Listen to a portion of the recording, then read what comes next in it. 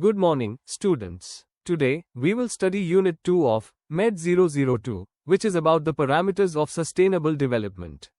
These parameters are crucial for formulating policies that promote environmental, social, and economic sustainability. They provide a structured framework to understand the concept of sustainable development, to identify the challenges associated with it, and to formulate active measures to address these challenges. There are 4 important parameters in sustainable development: concept of carrying capacity, intergenerational equity, intra-generational equity, gender disparity, and diversity. Each parameter highlights a specific aspect of sustainable development. Let's go through each parameter comprehensively, one by one.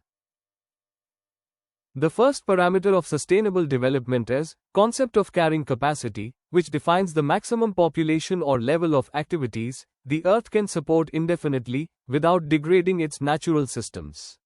It's about finding a balance between human needs and the Earth's ecological limits. Carrying capacity doesn't just depend only on population size, but also on the factors such as consumption patterns, technological advancements, and the health of natural resources such as air, water, and soil. Human activities such as deforestation, urbanization, and industrialization often exceed the Earth's carrying capacity and cause irreversible environment damage. Aldo Leopold, a renowned ecologist, described carrying capacity as a threshold where resource utilization starts to damage the environment. It's like a limit that should not be crossed. In next slide, we will examine the factors influencing the carrying capacity of the Earth. There are 2 types of factors that impact carrying capacity: those that increase it and those that decrease it. Let's begin with the increasing factors. Increasing factors are those which improve the carrying capacity of the environment. For instance, technology advancements such as renewable energy solutions and sustainable farming practices can help improving resources efficiency and reduce overconsumption of resources. Additionally, conservation policies are crucial in extending the Earth's carrying capacity by preserving natural resources. And now, let's see what are decreasing factors. Decreasing factors are those which are responsible for reducing the carrying capacity of the Earth. For example, overpopulation, deforestation, and practices like monoculture. These can harm the environment. Deforestation destroys natural habitats by cutting down trees, and monoculture, which means cultivation of only one type of crop. The practice of monoculture degrades the soil quality. These factors are also known as threat to the carrying capacity of the Earth. It's important to note that, while technology can help increasing carrying capacity, but it is usually a short-term solution, not a permanent solution, especially when we depend on limited resources like fossil fuels. Second parameter is intergenerational equity and justice. Intergenerational equity means making sure that the current generation doesn't use all the Earth's resources and leaving nothing for future generations. It refers to the use of Earth's resources between current and future generation in a way that the present generation does not consume it to its exhaustion, and it is the responsibility of current generations to ensure that future generations have sufficient resources to meet their needs. This means using resources in a way that doesn't leave future generations empty-handed. It involves 2 basic principles. First principle is the balance between present and future needs. This principle says that we should not overuse resources and minimal environmental degradation to ensure the availability of natural resources like clean water, fertile soil, and forests for future generations also. Second principle is ethical responsibility and conservation frameworks. Ethical responsibility involves adopting practices that ensures long-term benefits rather than short-term gains. These frameworks help us crafting policies to preserve resource diversity, maintain ecosystem health, and ensure fair resource distribution. Nauru is a classic example to understand these principles. Nauru is a small island in Pacific Ocean and it is located in northeast of Australia.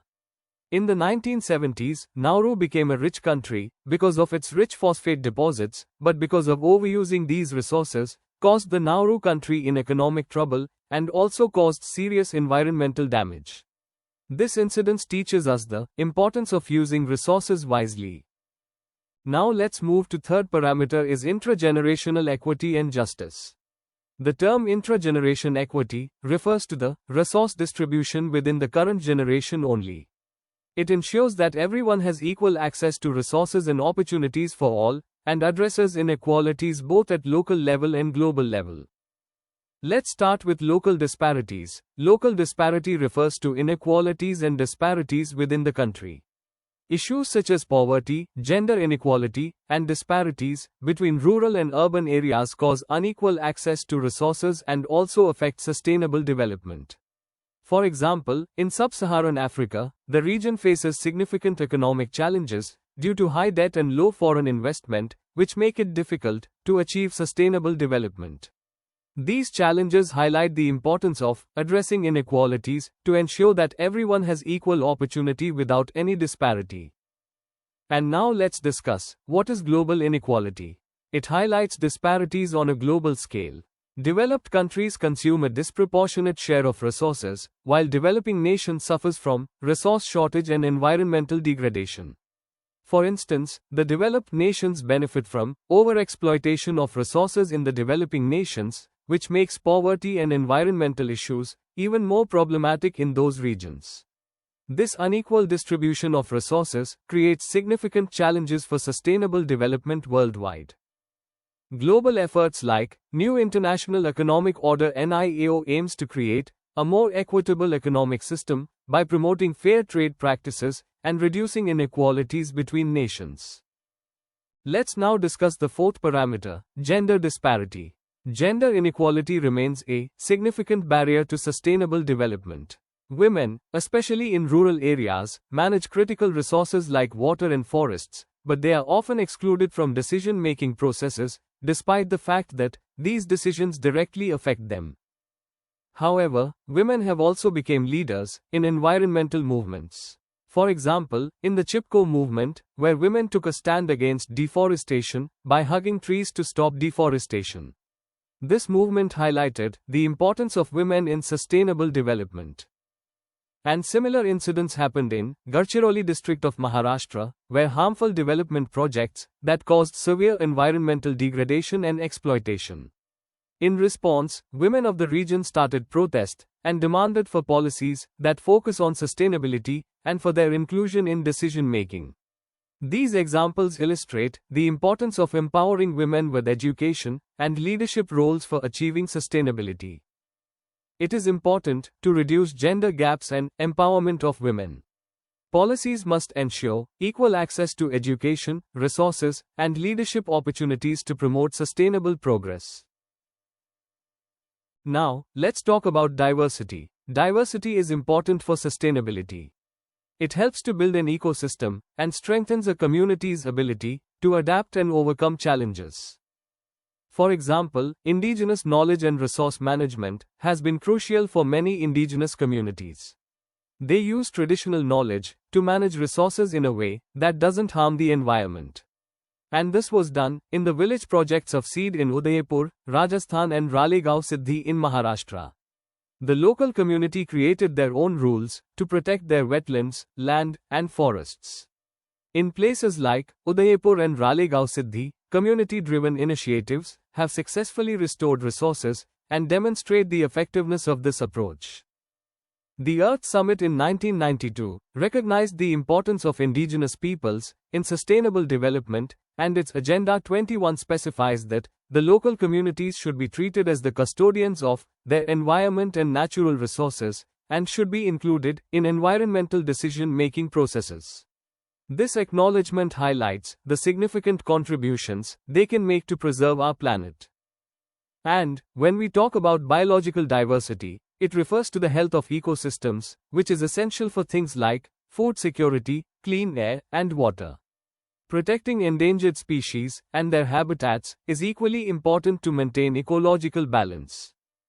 So, preserving diversity, whether it is social, cultural, or biological, it enhances resilience against environmental and social disruptions and ensures a sustainable future for everyone. Now, let's move to the last slide, conclusion.